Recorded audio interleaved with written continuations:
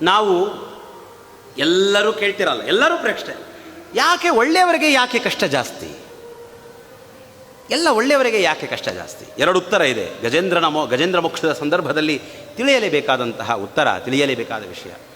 ನಾವಿಷ್ಟೆಲ್ಲ ದೇವರ ಪೂಜೆ ಮಾಡ್ತೇವೆ, ಇಷ್ಟೆಲ್ಲ ವ್ರತ ಮಾಡ್ತೇವೆ, ಸ್ವಾಮಿ ನಮಗೆ ಇಷ್ಟು ಕಷ್ಟ ಯಾಕೆ? ಬೇರೆ ಯಾರೋ ಹೇಗೋ ಇದ್ದಾರೆ, ಅವರ ಕಷ್ಟ ಹೇಗಪ್ಪ? ಅವರೆಲ್ಲ ಅಷ್ಟು ಚೆನ್ನಾಗಿದ್ದಾರಲ್ಲ ಅಂತ ಅವರು ಚೆನ್ನಾಗಿದ್ದಾರೆ ಅನ್ನೋದು ನಿರ್ಣಯ ಮಾಡಿಬಿಟ್ಟಿರ್ತಾನೆ. ಎರಡು ತಪ್ಪು ಮಾಡ್ತಾನೆ ಮನುಷ್ಯ. ಒಂದು, ಇನ್ನೊಬ್ಬರು ಚೆನ್ನಾಗಿದ್ದಾರೆ ಅಂತ ನಿರ್ಣಯ ಮಾಡಿರ್ತಾನೆ. ಇನ್ನೊಂದು, ತಾನು ಒಳ್ಳೆಯವನು ಅಂತ ನಿರ್ಣಯ ಮಾಡಿಬಿಟ್ಟಿರ್ತಾನೆ. ನಾನು ಒಳ್ಳೆಯವನಲ್ವಾ, ನಾವೆಷ್ಟು ಒಳ್ಳೆಯವರು ನೋಡ್ರಿ. ಎರಡೂ ತಪ್ಪೇ. ನಾವು ಇಷ್ಟು ದಿವಸಗಳ ಕಾಲ ಹಣ ಇದೆ ಅಂತ ಯಾರು ಚೆನ್ನಾಗಿದ್ದಾರೆ ಅಂತ ಅಂದುಕೊಂಡಿದ್ವಲ್ಲ, ಇವತ್ತು ಆ ಹಣ ಇದ್ದ ಜನ ಏನಾಗಿದ್ದಾರೆ? ಇನ್ನೊಬ್ಬರು ಚೆನ್ನಾಗಿದ್ದಾರೆ, ಅವರವರ ಕಷ್ಟ, ಅವರವರ ಸಮಸ್ಯೆ ಅವರಿಗಿರ್ತದೆ. ಇರುವೆ ಭಾರ ಇರುವೆಗೆ, ಆನೆಯ ಭಾರ ಆನೆಗೆ. ಪ್ರತಿಯೊಬ್ಬರೂ ಕಷ್ಟದಲ್ಲಿರುವವರೇ. ಹಣ ಇಲ್ಲದವನಿಗೊಂದು ಕಷ್ಟ, ಹಣ ಇರುವವನಿಗೊಂದು ಕಷ್ಟ. ಮಕ್ಕಳಿಲ್ಲದವರಿಗೊಂದು ಕಷ್ಟ, ಮಕ್ಕಳಿರುವವರಿಗೊಂದು ಕಷ್ಟ. ಮನೆ ಇರುವವರಿಗೊಂದು ಕಷ್ಟ, ಮನೆ ಇಲ್ಲದವರಿಗೊಂದು ಕಷ್ಟ. ಕಷ್ಟದಲ್ಲಿ ತಾರತಮ್ಯ ಇರಬಹುದು, ಆದರೆ ಎಲ್ಲವೂ ಕಷ್ಟ ಉಳ್ಳವರೇ, ಎಲ್ಲರಿಗೂ ಕಷ್ಟವಿದೆ. ಮೊದಲಿಗೆ ಆ ಭ್ರಾಂತಿ ಮನುಷ್ಯನಿಗೆ. ಅವರಷ್ಟು ಚೆನ್ನಾಗಿದ್ದಾರೆ ನೋಡ್ರಿ, ಅವರಷ್ಟು ಆರಾಮಾಗಿದ್ದಾರೆ, ನಾವು ಮಾತ್ರ ಹೀಗಿದ್ದೇವೆ. ಮತ್ತು ನಾವೆಲ್ಲ ಇಷ್ಟೆಲ್ಲ ಮಾಡ್ತೇವೆ. ಏನು ಮಾಡ್ತೀಯಪ್ಪ? ಮಾಡಿದ ಧರ್ಮ ಸರಿಯಾಗಿರ್ತದೆಯಾ? ನಾವು ಮಾಡುವ ಸಂಧ್ಯಾವಂದನೆ, ನಮ್ಮನ್ನು ನಾವು ಪ್ರಶ್ನೆ ಮಾಡಿಕೊಳ್ಳೋಣ. ಬೇರೆಯವರಿಗೆ ಉತ್ತರ ಕೊಡೋದು ಬೇಡ, ಬೇರೆಯವರಿಗೆ ಉತ್ತರ ಕೊಡುವ ಅವಶ್ಯಕತೆ ಇಲ್ಲ. ದೇವರ ಮುಂದೆ ನಿಂತು ನಾವಿವತ್ತು ಕೇಳ್ತೇವಲ್ಲ, ಯಾರೋ ಸಿಕ್ಕಾಗ ಇಷ್ಟು ಒಳ್ಳೆಯವರಿಗೆ ಯಾಕೆ ಕಷ್ಟ ಅಂತ, ನಮ್ಮನ್ನು ನಾವು ಪ್ರಶ್ನೆ ಮಾಡಿಕೊಳ್ಳೋಣ. ನಾವೆಷ್ಟು ಒಳ್ಳೆಯವರು? ನನ್ನ ಸಂಧ್ಯಾವಂದನೆ, ನನ್ನ ದೇವರ ಪೂಜೆ ನಾನೆಷ್ಟು ಪರಿಶುದ್ಧವಾಗಿ ನಾನು ಮಾಡ್ತೇನೆ?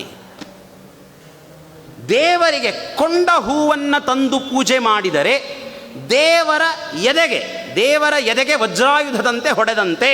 ವಜ್ರಾಯುಧವನ್ನು ತೆಗೆದುಕೊಂಡು ಹೊಡೆದರೆ ದೇವರಿಗೆ ಏನು ಪಾಪ ಬರ್ತದೆಯೋ ನಮಗೆ, ಆ ಪಾಪ ಕೊಂಡ ಹೂವನ್ನು ಹಾಕಿದರೆ ಭಗವಂತನಿಗೆ ಬರ್ತದೆ. ಅದನ್ನು ಹೇಳ್ರಿ. ಅಲಂಕಾರ ಹೇಗೆ? ಗೌರಿ ಹಬ್ಬ ಹೂವು ಇಲ್ಲದೆ ಮಾಡಿಬಿಡ್ತಾರೆ, ನೀವೇನೋ ಹೇಳ್ತೀರ, ನಾವು ಕೇಳಬೇಕಾ? ಊರಿಗೆ ಎಂಜಿಲ್ಲಪ್ಪ. ಅಲ್ಲಿ ರಾಘವೇಂದ್ರ ಸ್ವಾಮಿಗಳು, ಅಲ್ಲಿ ಭಗವಂತ, ಅಲ್ಲಿ ಮೂಲ ಬೃಂದಾವನ, ಪರಮಾತ್ಮ. ಯಾವ ಪ್ರತಿಮೆಯೊಳಗೆ ಭಗವಂತನನ್ನು ಆವಾಹನೆ ಮಾಡಿ, ಬಾ ಸ್ವಾಮಿ ಹೃದಯದೊಳಗಿಂದ ಬಂದು ಪೂಜೆಯನ್ನು ಸ್ವೀಕಾರ ಮಾಡುವಂಥ ಪ್ರತಿಮೆಯಲ್ಲಿ ಪ್ರಾರ್ಥನೆ ಮಾಡ್ತೇವೆ. ಅಂಥ ಪ್ರತಿಮೆಗೆ ಊರ ಹೊಲಸನ್ನು ತಂದು ಹಾಕೋದಾ? ವಿಚಾರ ಮಾಡೋದಿಲ್ಲ. ನಾವೆಲ್ಲ ಮಾಡಿದ್ದೀವಿ ಗೊತ್ತಾ? ನಾವು ಆಡಂಬರ ಮಾಡಿರ್ತೇವೆ.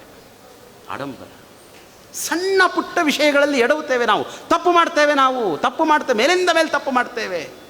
ಮಾಡತಕ್ಕದ್ದಲ್ಲ. ಇನ್ನು ಎರಡನೇದು, ಇದು ಮೊದಲನೇ ಉತ್ತರ. ಎರಡನೇ ಉತ್ತರ ಏನು ಆ ಪ್ರಶ್ನೆಗೆ? ಒಳ್ಳೆಯವರಿಗೆ ಯಾಕೆ ಕಷ್ಟ ಬರ್ತದೆ? ಹೌದು, ಭಗವಂತ ಒಳ್ಳೆಯವರಿಗೆ ಕಷ್ಟ ಕೊಡ್ತಾನೆ. ಯಾಕೆ ಗೊತ್ತಾ? ಪರಮಾತ್ಮ ಈ ಕಷ್ಟ ಕೊಡುವುದು ಅನ್ನೋದಿದೆಯಲ್ಲ, ಪರಮಾತ್ಮನ ಅನಂತ ಕಾರುಣ್ಯ. ಅದು ಅನಂತ ಕಾರುಣ್ಯ. ಆ ಕಷ್ಟ ಅನ್ನೋದೊಂದಿಲ್ಲ, ನಮಗೆ ಮೋಕ್ಷ ಸಿಗಲಿಕ್ಕೆ ಸಾಧ್ಯವಿಲ್ಲ. ಯಾಕೆ ಕೊಡ್ತಾನೆ ಕಷ್ಟ? ಯಾಕೆ ಕೊಡ್ತಾನೆ ಅಂದರೆ, ನೋಡಿ, ಒಬ್ಬೊಬ್ಬರಿಗೊಂದೊಂದು ಕಷ್ಟದ ವಿವರಣೆಯನ್ನು ಹೇಳುವ ಅವಶ್ಯಕತೆ ಇಲ್ಲ. ನಮ್ಮ ಕನಕದಾಸರು ಹೇಳ್ತಾರಲ್ಲ, ಕೇಳುವುದು ಕಡು ಕಷ್ಟ, ಕಷ್ಟದ ಬಾಳುವೆಯ ಬದುಕೇನು, ಸುಡು ಸುಡು ಗಾಳಿಗೊಡ್ಡಿದ ಸೊಡರು ಈ ಸಂಸಾರದೇಳಿಗೆಯೂ. ಕಷ್ಟ ಅನ್ನೋದೇನಿದೆಯಲ್ಲ, ಅದನ್ನು ವಿವರಣೆ ಮಾಡಲಿಕ್ಕೆ ಸಾಧ್ಯವಿಲ್ಲ. ಬಡತನ ಅತ್ಯಂತ ಕೆಟ್ಟ ಕಷ್ಟ, ಅವಮಾನ ಕೆಟ್ಟದ್ದು, ವಿದ್ಯೆ ಇಲ್ಲದೆ ಇರುವಿಕೆ ಕೆಟ್ಟದ್ದು, ಬುದ್ಧಿ ಇಲ್ಲದೆ ಇರುವಿಕೆ ಕಷ್ಟ. ಪರಮಾತ್ಮ ವಿಚಿತ್ರವಾದ ರೀತಿಯಲ್ಲಿ ಕಷ್ಟಗಳನ್ನು ಕೊಡ್ತಾನೆ. ಕಷ್ಟವನ್ನು ವಿವರಣೆ ಮಾಡೋದು ಬೇಡ. ಯಾಕೆ ಕಷ್ಟ ಕೊಡ್ತಾನೆ ಗೊತ್ತಾ? ಒಂದೊಂದು ಕಷ್ಟ ನಮಗೆ ಬಂದಾಗ, ನಮ್ಮ ಹತ್ತಿರ ಬಂದಾಗ, ನಮ್ಮ ಒಳಗಿರುವ ಒಂದು ಸದ್ಗುಣವನ್ನು ನಮಗೆ ತೋರಿಸಿಕೊಟ್ಟು ಹೋಗಿಬಿಡುತ್ತದೆ. ನಾನಿನ್ನ ಸಿಟ್ಟಿಗೆ ಬರಬಾರ್ದು. ನಂದಿಷ್ಟೆಲ್ಲ ಕಷ್ಟಕ್ಕೇನು ಕಾರಣ? ನನ್ನ ಸಿಟ್ಟು, ನಾನು ಬಿಡಬೇಕದ. ಇಷ್ಟೆಲ್ಲ ಕಷ್ಟಕ್ಕೇನು ಕಾರಣ? ನನ್ನ ಕಾಮ, ಬಿಡಬೇಕದ. ಇಷ್ಟೆಲ್ಲ ಕಷ್ಟಕ್ಕೇನು ಕಾರಣ? ನನ್ನ ಲೋಭ, ಬಿಡಬೇಕದ. ಇಷ್ಟೆಲ್ಲ ಕಷ್ಟಕ್ಕೇನು ಕಾರಣ ಅಂತ ನಾವು ಹುಡುಕ್ತಾ ಕೂಡ್ತೇವಲ್ಲ, ಆ ಕಷ್ಟದ ಮೂಲದ ಒಳಗಿರುವ ಏನೋ ದುರ್ಗುಣ ಇದೆಯಲ್ಲ, ದೊಡ್ಡವರನ್ನು ಬೈದೆವು, ಅವಮಾನ ಮಾಡಿದೆವು, ಕಾಮ, ಕ್ರೋಧ, ಲೋಭ, ಮೋಹ, ಮದ, ಮತ್ಸರ್ಯ, ಇವೆಲ್ಲ ಏನು ಕೆಟ್ಟ ಕೆಟ್ಟ ಕೆಟ್ಟ ಕೆಟ್ಟ ಗುಣಗಳಿವೆಯಲ್ಲ, ಆ ಕೆಟ್ಟ ಗುಣಗಳನ್ನು ತೋರಿಸಿ ನೋಡು, ಇದು ನಿನ್ನ ಕಷ್ಟಕ್ಕೆ ಕಾರಣ. ಮನುಷ್ಯ ಎಚ್ಚರಕ್ಕೆ ಬಂದ, ನಾನಿದನ್ನು ಮಾಡಿ